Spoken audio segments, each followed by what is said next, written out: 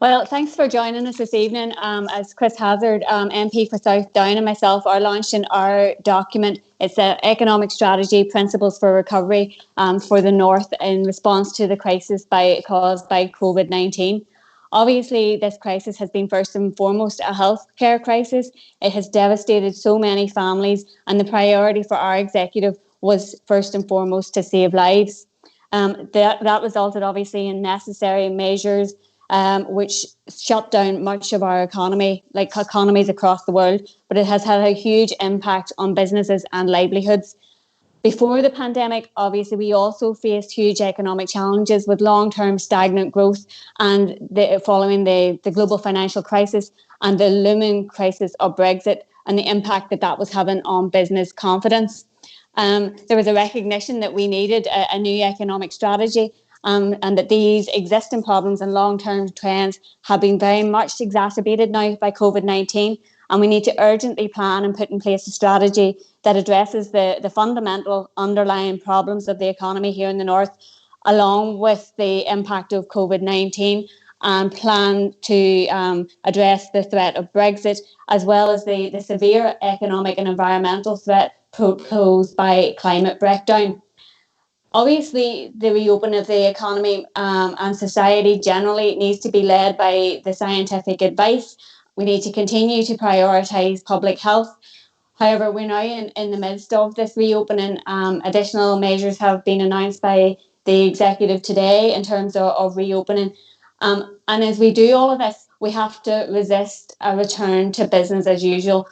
Much of the conversation over the past number of weeks and months has been about how there needs to be change. It's about recognising the role of those essential workers who have stepped up to the plate in the midst of this crisis, and doing things that wee bit differently. So we need to have a strategy to do that, a strategy that harnesses the potential of a high-skilled, modern, socially just all-island economy. So obviously we have seen the initial roadmap that the executive have laid out in terms of reopening. We've seen some initial plans from the economy minister about what that reopening will look like, but we need a bigger picture, longer term strategy that is about building a more resilient and inclusive economy, an economy that is more regionally balanced and is more fair, more equal. It's based around sustainable economic development and protection of workers' rights and incomes. So this document that we're launching this evening is based around 4 key principles to build a fairer, greener and healthier economy. And so we're going to talk those out in a wee bit of detail now. And I'm going to hand over to Chris to pick up on the first one.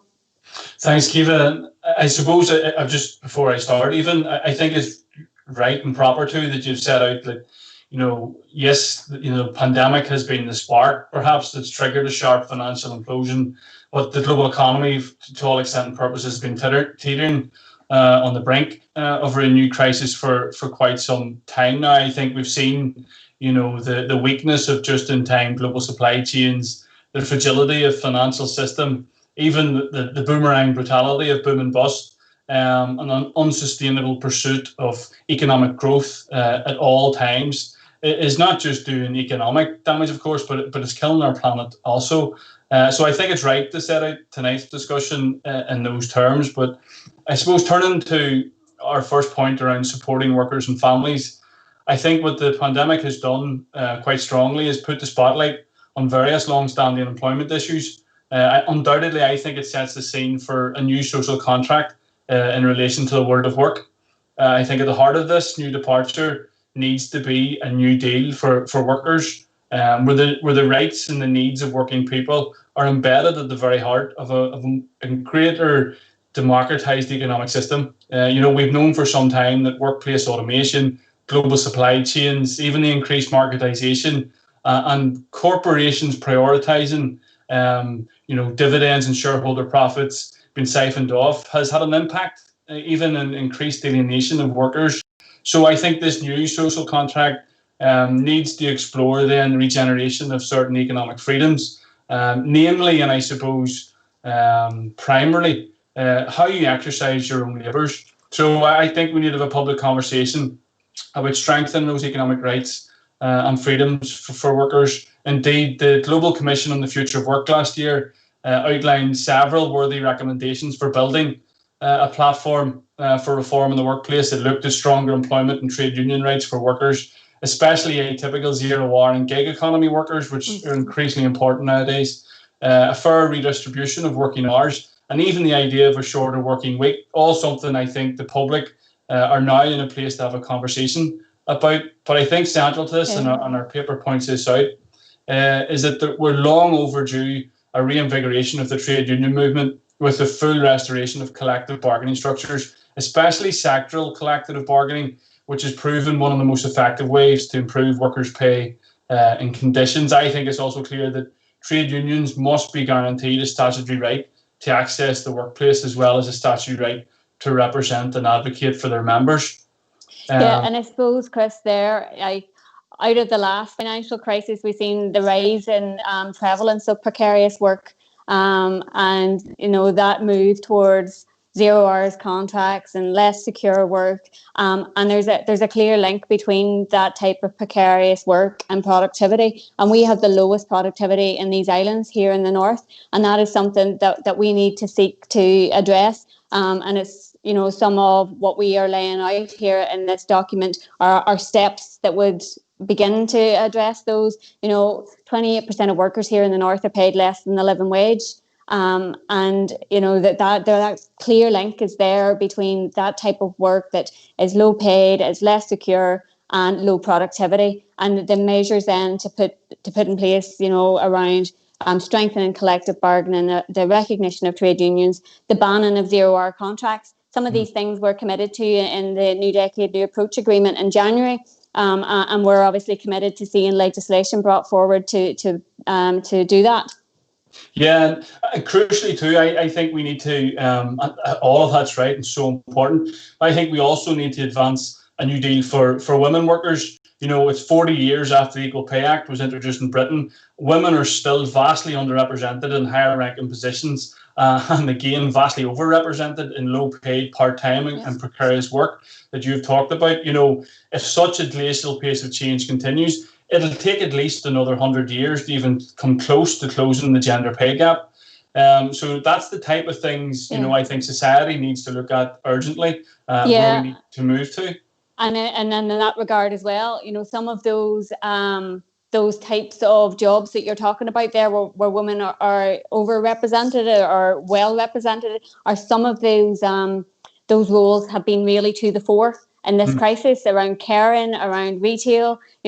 Those are the roles that have been really, really important. And I think we need to see a greater recognition of that in the time ahead, and this kind of what you're describing there as well.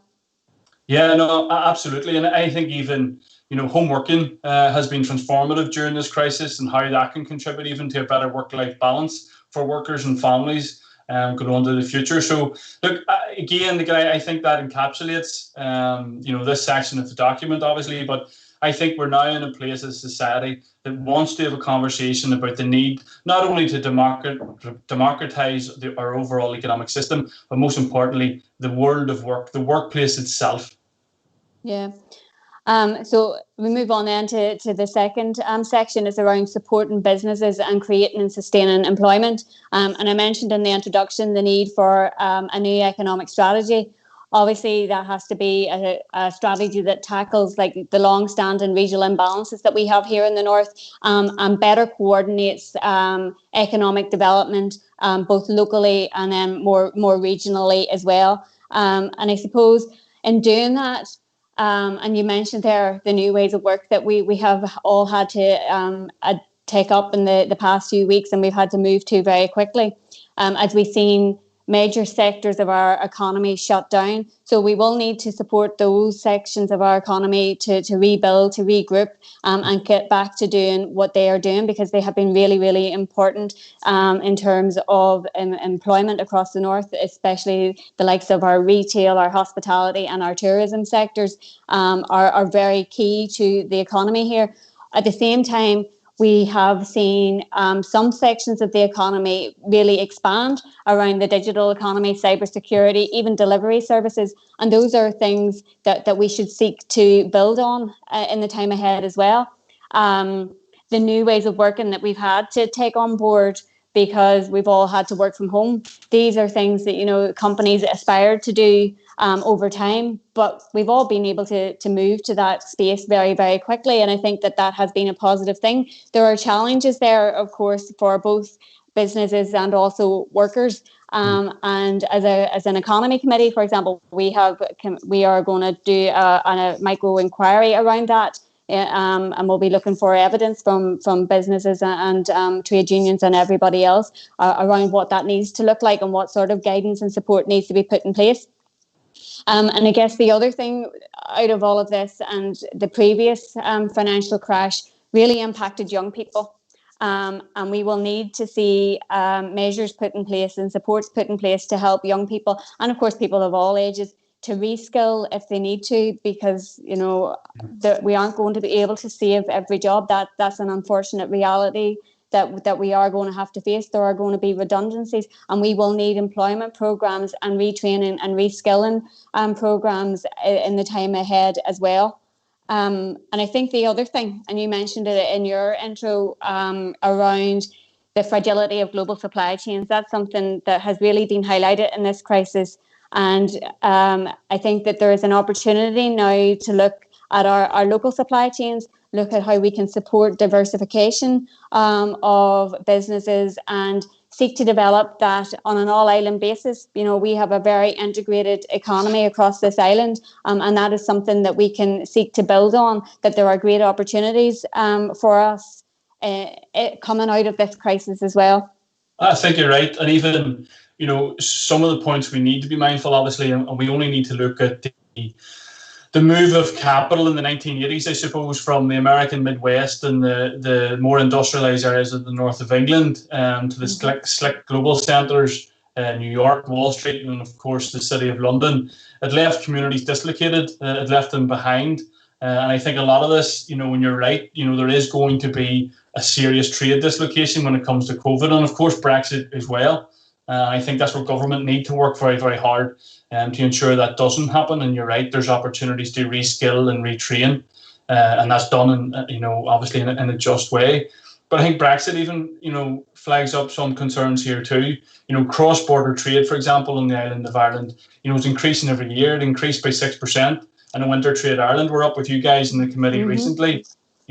Small businesses here in the north account for 93% of exports to the south.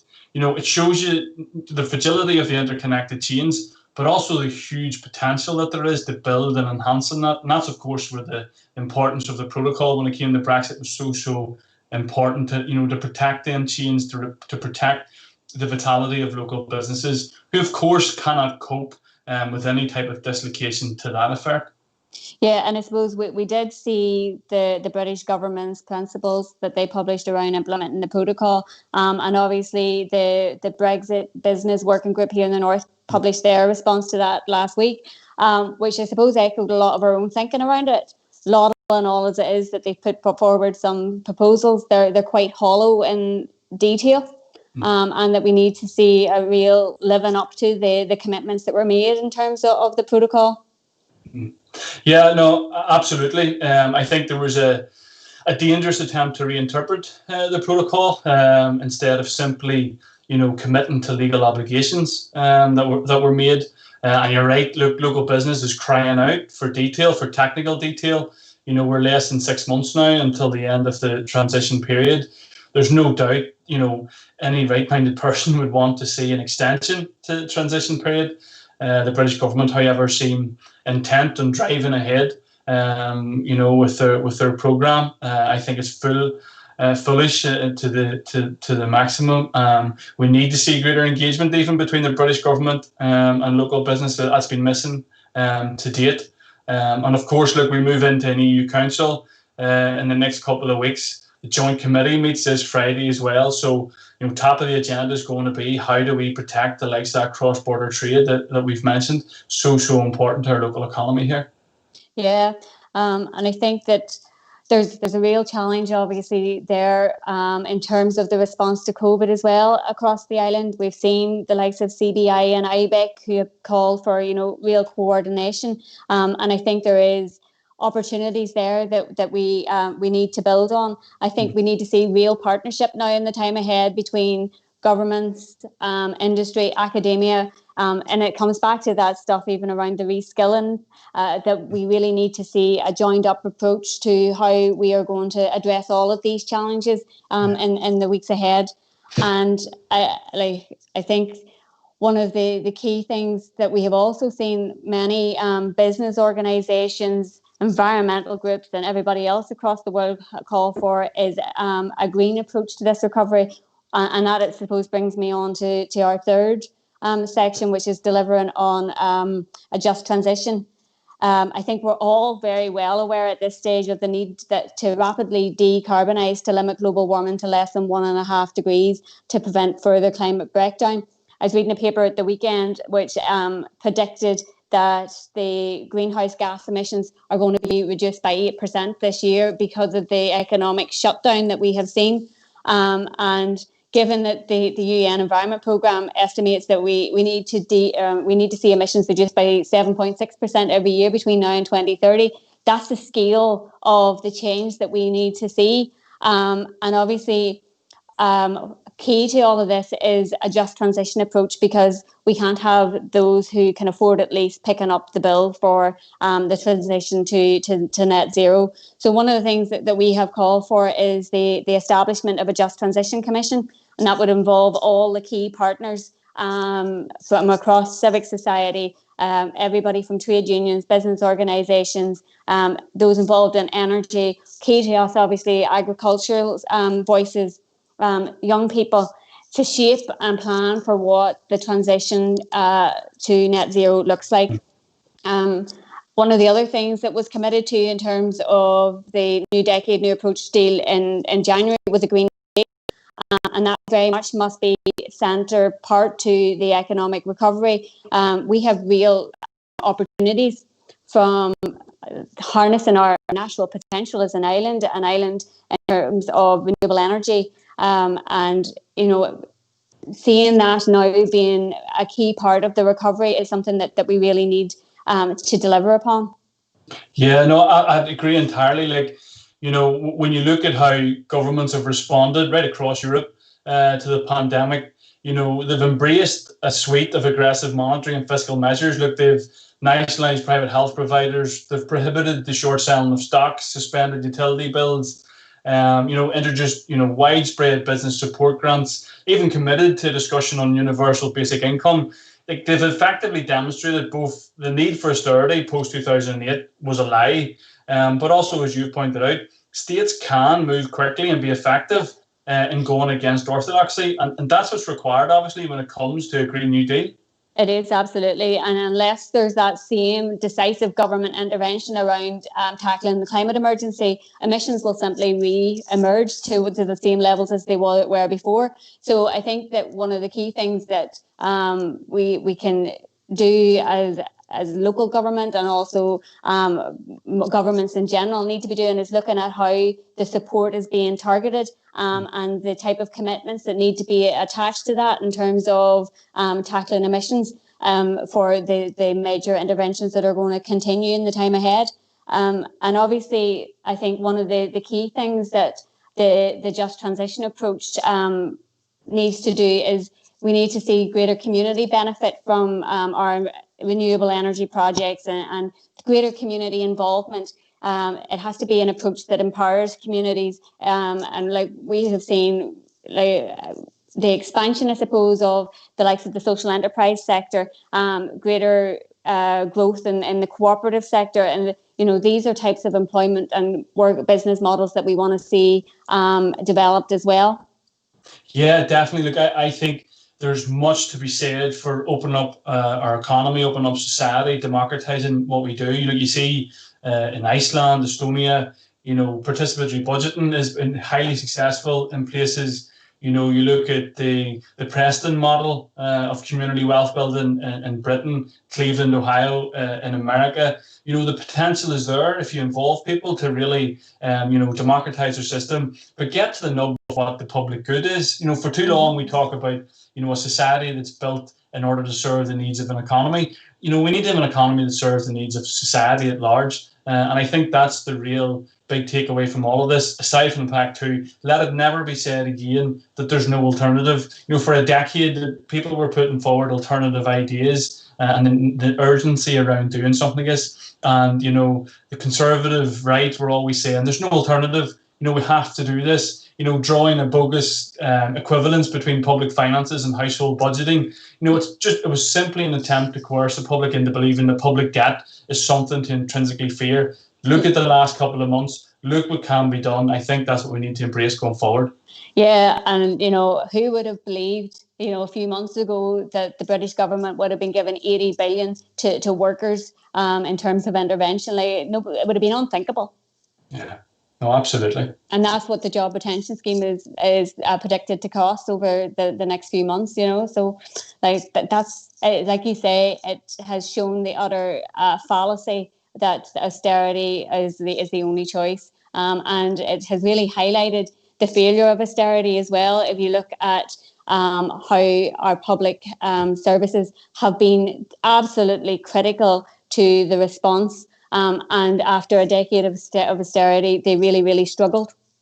No, absolutely. And I think that's why then there's an onus and responsibility, I think, of progressives of all shades to create a moment now and to seize the moment ultimately to talk about different way forward, about, you know, building back better, as certain people have said, or, you know, literally seizing a moment. It didn't happen in 2008. You know, there are many reasons for this. We missed a decade that allowed governments, right-wing governments, to implement severe austerity. You know, if you look at the dismal attempts by Boris Johnson's government in Britain to deal with COVID, so much of the shortcomings have long roots into the years of austerity. Yeah. I think, you know, undoubtedly there will be a public inquiry into what has happened, and that public inquiry, unless it really looks at a decade of austerity, will never get to the true reasons, perhaps, is why, unfortunately, so many people died. No, that's absolutely true.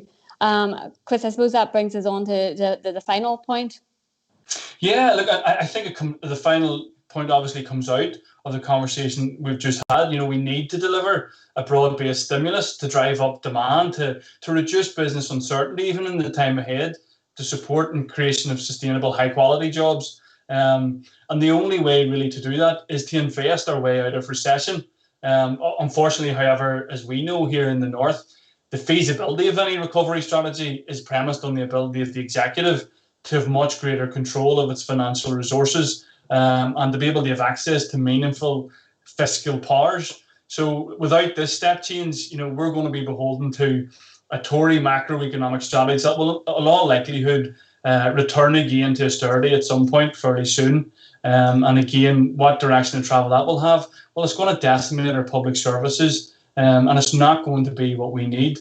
So, look, in the saying, as this paper lays out, the executive has to be afforded additional powers to borrow, you know, to capitalise on the fact that we have near zero interest terms that are widespread now in capital markets, similar to the Public Works Loan Board mechanism that's available to councils in Britain, actually. We need greater flexibility for financial transactions capital that would also allow for long-term investment in social enterprises and community projects, similar to the Welsh Development Bank. You know, I think we need to get this into our mindsets going forward. Interest rates are historically low. So borrowing to invest in high-skilled sectors and world-class infrastructure is the thing to do to stimulate economic activity. And I think it has to be central to any recovery strategy going forward. And again, for the executive to have the ability to carry over money and alter taxes in line, you know, with a locally tailored economic strategy, something that's in the best interest, you know, of the people here in society in the north, not the southeast of England and the greater London area. So alongside all of this, then, it's greater fiscal and financial powers for an executive to be able to build not just a better north, but of course a better All-Ireland economic system, which will have far more benefits, you know, in output and employment and productivity especially for those regional and peripheral areas that have suffered for so long. Yeah, I think you've encapsulated it there very well. It's about being able to respond locally to our local needs, and we can't be tied to the response of the Tory government for England, which is essentially where the focus is.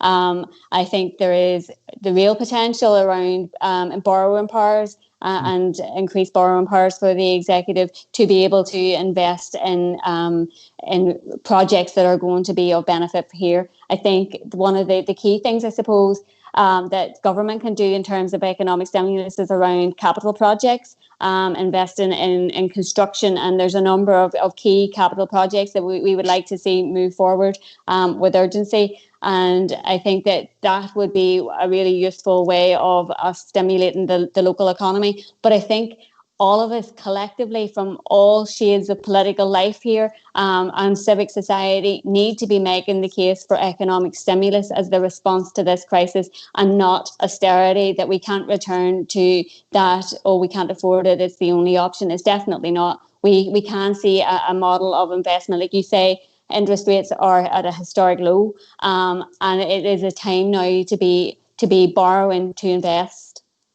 Yeah. Look, austerity will simply only, serve to stagnate. It was part of the toolbox from the last decade or more, stemming right back probably to Thatcher's time of the 1980s and forward.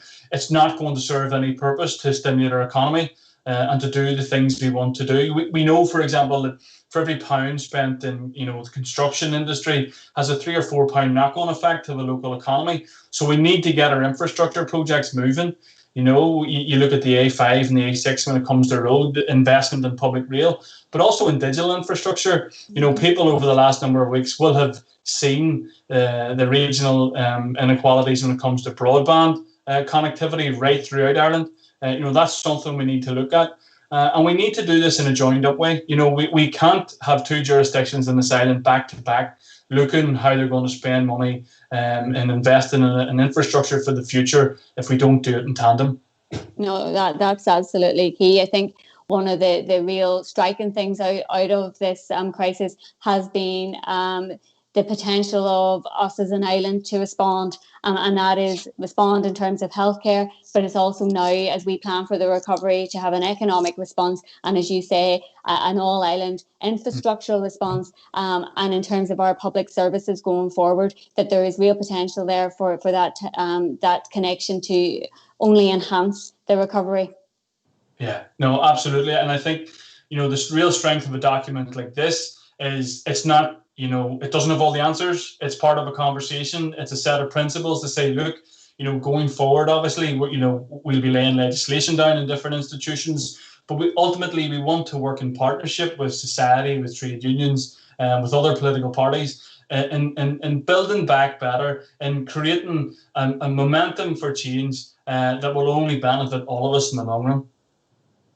Well, look, thanks everyone for joining us this evening, and we would, as Chris say, really welcome feedback and questions and discussion around this document.